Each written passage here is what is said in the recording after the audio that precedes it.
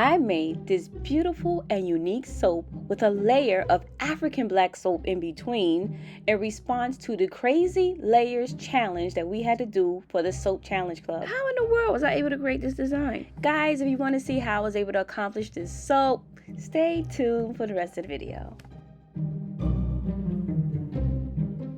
Hello, and good day. Welcome to my channel. I am Natasha. I had to do a soap in response to the crazy layers challenge that we had to do for the Soap Challenge Club. For those of you that are new, I am a part of a group called the Soap Challenge Club. You're welcome to join.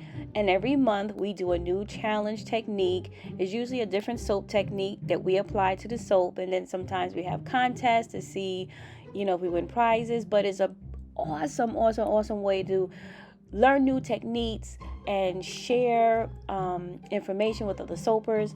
And we had to do the crazy layers because they want us to get crazy. I ain't gonna lie, I wanted to get a lot more crazier with this challenge, but let's just get into what I did in this video. The bottom layer, the main goal was just to separate the colors. I wasn't trying to make them straight. I just wanted the colors separated so that when I put the tie, the gear tie in and I swirl it, it will incorporate the colors and create a hanger swirl. And I'm showing y'all my arts and crafts. I made some arts and crafts. Now, I actually made scrapers for my loaf. So you're going to see me scraping it's actually a design on the scraper itself. But I wanted my layers to not be even. I didn't want them straight across. I wanted them to actually zigzag.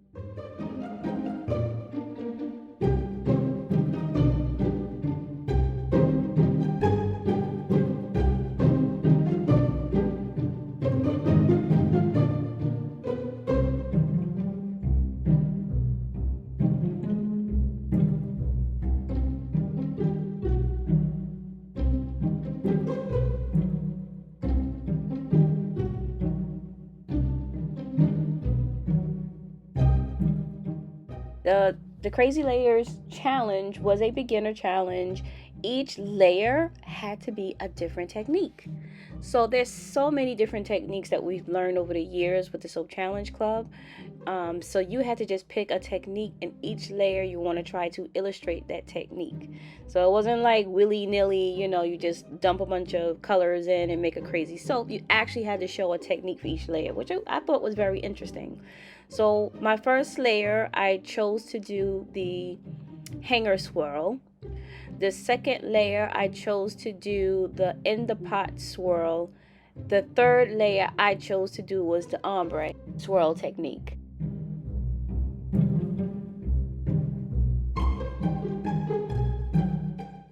And now I'm adding my African black soap. So someone had asked me in one of the comments about how much lye is needed to saponify African black soap. But African black soap has already gone through the saponification process. You can literally buy raw African black soap and use it right away. You don't have to put it through any kind of lye saponification. So in this sense, I'm using it as an additive.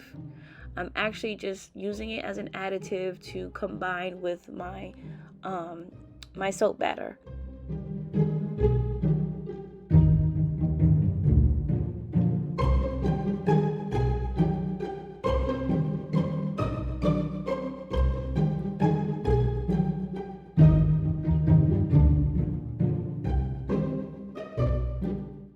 Okay, so guys, instead of me doing one large batch of oils and a batch of live water solution and combining it all together at once and separating the layers, what I did is I divided my oils and lye by 3, if that makes sense.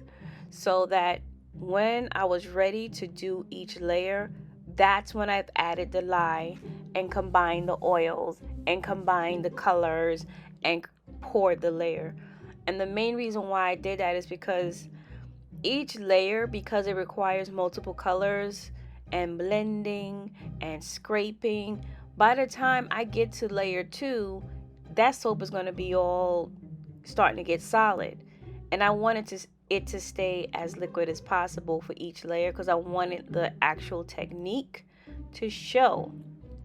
So that's why you see me scrambling, getting colors and blending again, because each layer is being mixed at the time that I'm about to pour.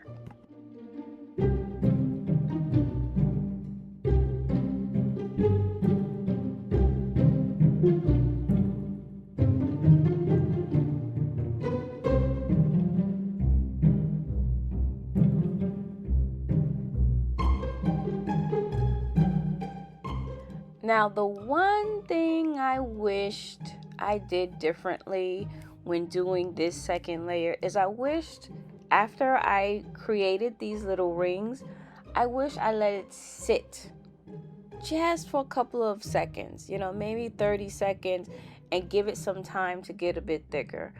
You know why? Because when I pour it, it didn't get muddy, because the end results you can see each layer, but I wanted there to be more of a distinction of the colors, and it kind of wasn't.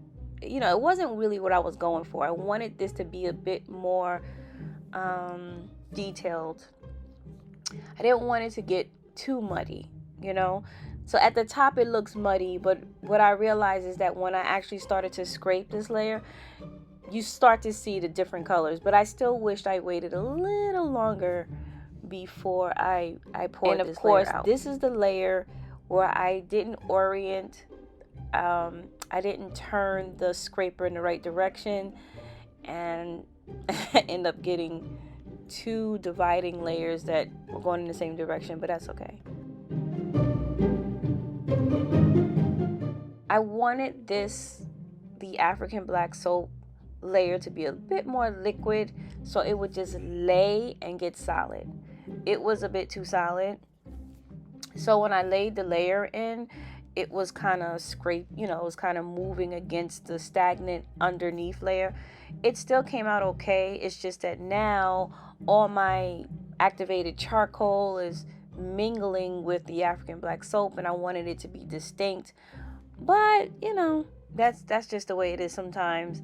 Obviously, I know now what I can do differently next time, but I was able to fix it because that's me. That's what I do. I learn from my mistakes, and I figure out ways to make my mistakes become masterpieces. Masterpieces. Now here we doing a little ombre action, and it's really simple to do. You tilt your soap loaf at an angle, you pick a color, and you add another color to lighten it, and you pour. So each time you pour, then you stop, you add a little bit of the lighter color to lighten it, and then you pour again. That's how I was able to accomplish somewhat of a ombre.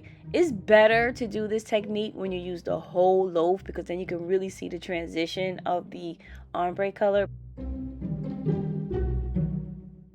All right, we got 2 days later. Anybody ready to see the crazy layer masterpiece?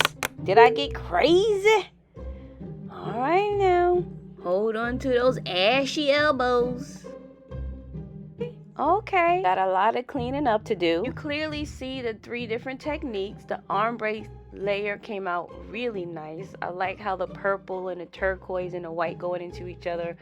I like the bottom African black layer section. The top one, of course, got a little mixed up. She just wanted to be different. She just was like, look, I want to be different. I do not want to look like number 1. I want to look like my own layer. So it's all right. She good. Leave her alone. Leave her alone.